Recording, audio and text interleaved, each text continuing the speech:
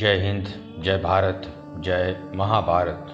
तो आजकल विषय হচ্ছে সত্য কি আর মিথ্যা কি।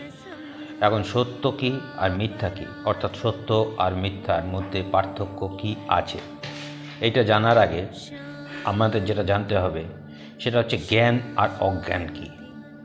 যেটা জ্ঞান সেটা সত্যর দিকে যাবে, আর যেটা অজ্ঞান সেটা মিথ্যার দিকে যাবে।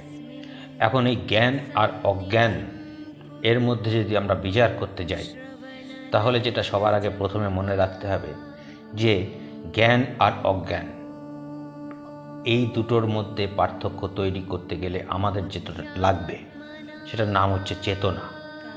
যার জন্যে ঠাকুর শ্রী রামকৃষ্ণ পরমহংসদেব সকলেরকে একটাই আশীর্বাদ করতেন সবার আগে, যে তোমাদের চৈতন্য হোক। কারণ চৈতন্য যতক্ষণ না হচ্ছে ততক্ষণ জ্ঞান আর অজ্ঞানের পার্থক্য বোঝা যায় না। এখন এই চৈতন্য বলতে কি? চৈতন্য বলতে সেই কনসিয়াসনেস যেটা আমাদেরকে জ্ঞান আর অজ্ঞানের দিকে আলাদা আলাদা পথে চালিত করবে। এখন জ্ঞান কি আর অজ্ঞান কি? ঠাকুর শ্রী রামকৃষ্ণ পরমহংসদেব বলছেন যে বহুকে জানার নাম হচ্ছে অজ্ঞান, আর এককে জানার নাম হচ্ছে জ্ঞান। অর্থাৎ যে বহুকে জানে সে হচ্ছে অজ্ঞানী, তার জ্ঞান হয়নি। আর যে এককে জানে সে জ্ঞানী, অর্থাৎ তার জ্ঞান হয়েছে। তো চৈতন্য হওয়া মানে আমরা জ্ঞানের পথে যাব। জ্ঞানের পথে গেলে কি হবে? আমরা এককে জানব। তাহলে বহুত্ব থাকছে না। বহুত্ব বলতে কি? এই যে জগৎ, সংসার, আমি, আপনি, আমরা, আপনারা, এই সব কিছু মিলে হচ্ছে বহুত্ব। এই সময় যার মধ্যে দিয়ে আমরা পাস করছি ক্রমাগত, এটাই হচ্ছে বহুত্ব। এই তত্ত্ব কোথার থেকে আসছে?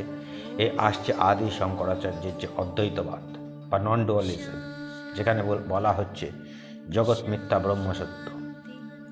তো মিথ্যা হচ্ছে জগৎ, যা কিছু আমরা এক্সপিরিয়েন্স করছি, এই চোখ দিয়ে যা দেখছি, কান দিয়ে যা শুনছি, নাক দিয়ে যা গন্ধ পাচ্ছি, চামড়ায় যা অনুভব করছি এবং জিভ দিয়ে যার স্বাদ নিতে পারছি, অর্থাৎ যা কিছু অভিজ্ঞতা অর্জন করা যায়, এক্সপিরিয়েন্সেবল, 5 সেন্সে যার এক্সপিরিয়েন্স করা যায়, তা মিথ্যা। আর যেটা এক্সপিরিয়েন্স করা যায় না, যেটা ফিল করা যায় এবং সেই ফিলিংসটা মনে থাকে না, থাকে কনসিয়াসনেসের মধ্যে, অর্থাৎ চেতনার মধ্যে, সেটাই হচ্ছে ব্রহ্ম, আর সেটাই হচ্ছে সত্য।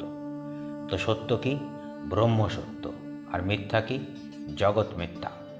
অর্থাৎ ব্রহ্ম সেটাই যেটা অশ্রুত, যার বিষয়ে কেউ বলতে পারেনি কোনোদিন, সেটাই যেটা